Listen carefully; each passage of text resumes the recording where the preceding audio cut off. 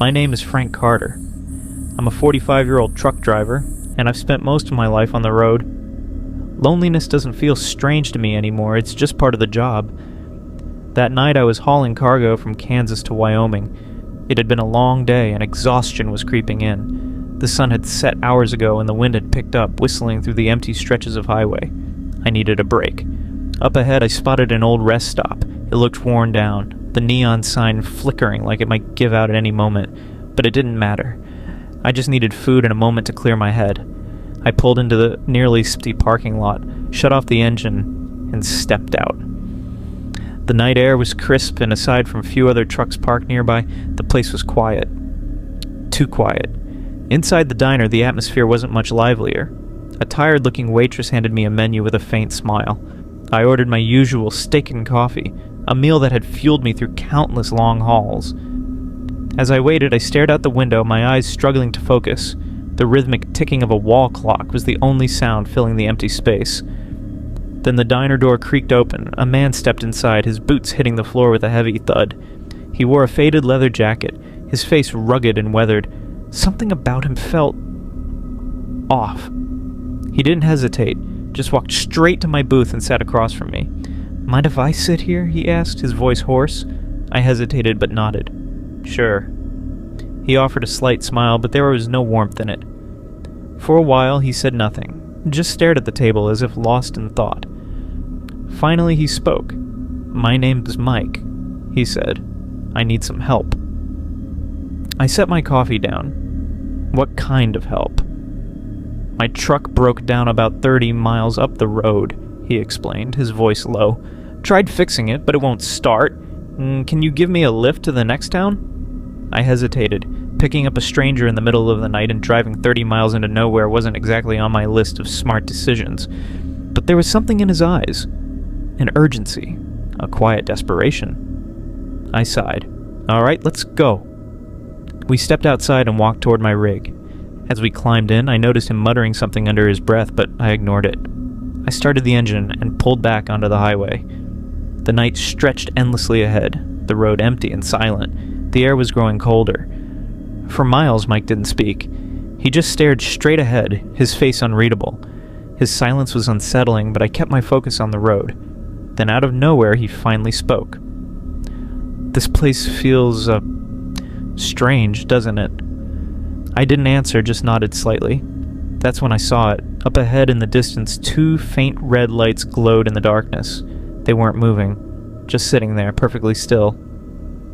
At first I thought they were tail lights from another vehicle, but something wasn't right. The lights were too low, too far apart. Then Mike whispered, "Slow down." His voice was different this time, tight, strained. I eased off the gas. The moment I did, the red lights flickered, just for a second, but that second was enough to send a chill down my spine. And then suddenly the lights grew. They flared, bright and blinding, and I saw something standing in the middle of the road. I slammed on the brakes. The truck shuddered, headlights cutting through the dark. But whatever I was looking at, it wasn't human. A shadowy figure, tall and unnatural, stood there. Its shape flickered, shifting like smoke, yet solid. The air inside the cab turned heavy, suffocating. Then, thump! Something hit the truck. Before I could react, the passenger side door handle jerked violently. Something was trying to get in. Mike pressed himself against the seat, his breathing shallow. "Drive," he whispered. Instinct kicked in. I slammed my foot on the gas. The truck roared forward, tires skidding before gripping the pavement. The red lights behind us flared, almost angry. I didn't care, I just kept going. I stole a glance in the side mirror. Something was chasing us. A dark shape darted across the road impossibly fast. For miles I didn't let up, didn't slow down, didn't look back. Finally a rest stop came into view. I pulled in, tires screeching, my hands were trembling, my heart pounding, and that's when I noticed Mike was gone. The passenger seat was empty. The door was still locked. I sat there, struggling to catch my breath, trying to make sense of what had just happened. But deep down, I knew. I didn't want to understand. Whatever I saw that night, whatever was out there, it wasn't human. I don't know how long I sat in that truck before I finally gathered myself and kept driving. But one thing's for sure. No matter how many miles I travel, no matter how much time passes, I'll never stop looking over my shoulder, because out here on these lonely roads... My name is Jack Turner. I'm 38 years old, and I've been a truck driver for 14 years. I mostly drive my 18-wheeler from Nevada to California, and I usually travel at night. Truck driving has taught me both freedom and how to cope with loneliness. I love the night. Most of my journeys are alone, and this solitude brings me peace. But one night, something happened that changed my life forever. That night showed me how real fear can be. The event happened a few weeks ago. I had already been on the road for about an hour, heading towards the Arizona border in the middle of nowhere in Nevada. It was way past midnight, and I was driving along one of those isolated highways. The weather was cold, and there was thick fog surrounding me. My headlights barely cut through the fog, and everything felt distant and unclear. But I'm used to it, and I didn't panic. I was approaching the border, and the highway was completely empty. No cars, no lights, just the quiet road. But then I noticed a faint light flickering in the distance. It didn't seem like a car or anything unusual, so I dismissed it. However, this light was blinking, and it was moving in an odd manner, not staying in one place. As I continued, I began to see strange signs along the side of the road. There were large rocks near a river, but on top of them something seemed to be moving. Maybe it's just some animals, I thought. After all, wild animals often cross the road, but this was different. The fog was thick, and it wasn't just animals I was seeing. Soon I noticed something else. An outline appeared in front of my truck. At first I thought it was just the shadow of a tree, but then I saw that it was moving. Slowly, it was making its way across the side of the road. I figured it was probably someone walking or something, but as I got closer, it became clear that it wasn't. It wasn't a person, at least not in the way I understood. It was just there. I had no choice but to stop the truck. I slammed on the brakes, and the truck began to skid. I didn't know what was happening. Something was pulling me. I froze, holding the wheel tightly, and my mind went blank. For a moment I closed my eyes, feeling dizzy. When I opened them again, I tried to focus.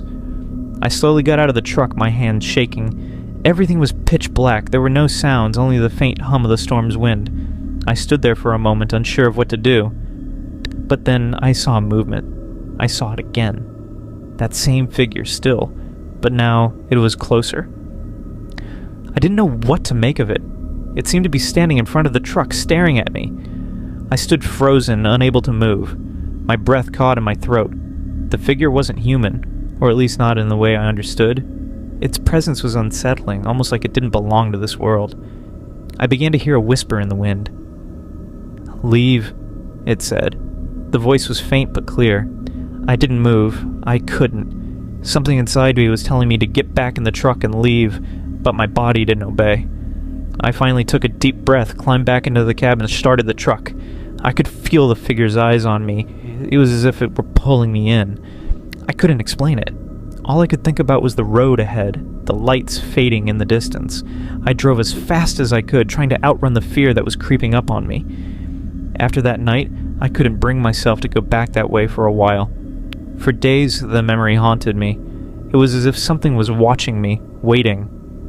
Every time I drove at night, I felt that presence again, just out of sight, but close enough to send shivers down my spine. But I had to keep driving. I had a family to feed. My wife and 2 kids needed me. This job, this life was all I had. It was hard to talk about what happened because I didn't want them to worry. I couldn't let the fear stop me from doing my job. I had a responsibility to them. Still, I couldn't shake the memory of that night. Every time I closed my eyes, I saw that figure, and I wondered if it would ever come back for me. But I knew I couldn't stop. I couldn't let the fear win. I had to keep going for them. That night changed me. It wasn't just the figure, the whispers, or the eerie feeling I got. It was what it did to me. I wasn't the same person after that. The fear, the unknown, it's still with me every time I'm out there on the road. But the thing is, I don't have a choice. I can't let my family down. I have to keep driving no matter how scared I am. The road is long, and sometimes I wonder if I'll ever truly escape what happened that night. But all I can do is keep moving forward. My name is Tom Grayson. I'm 52 years old, and I've been a truck driver for 30 years.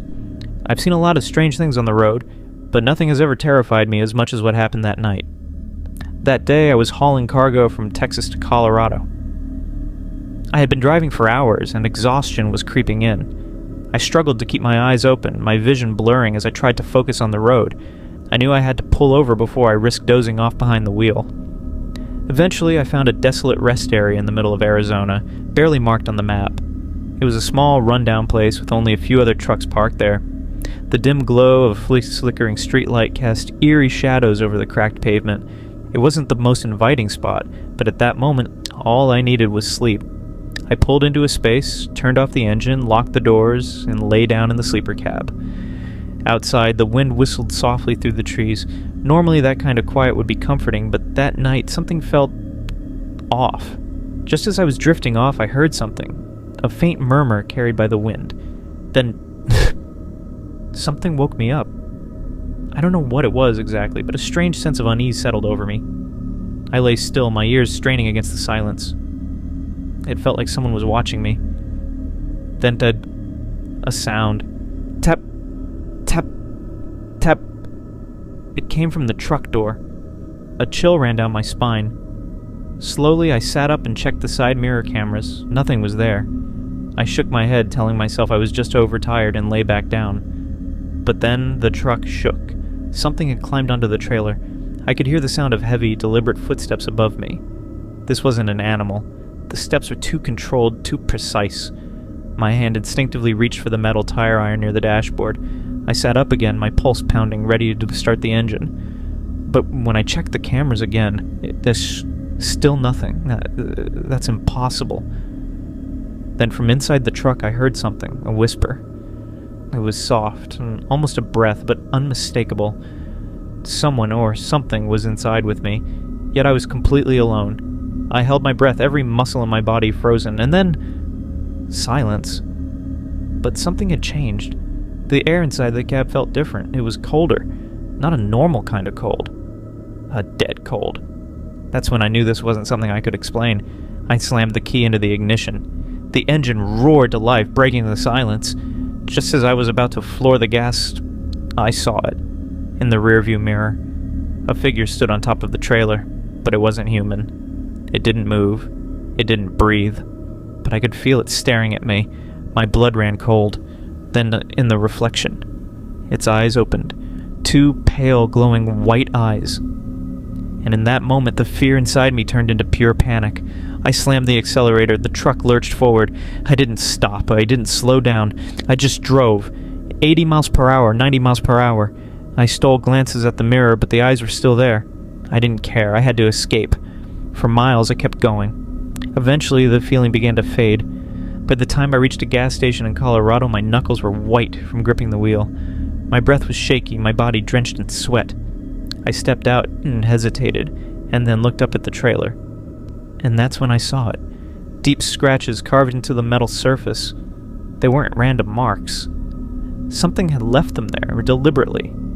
From that night on, I've never slept at a deserted rest stop again. And sometimes, even now, as I drive through dark highways at night, I still hear the soft tapping above me.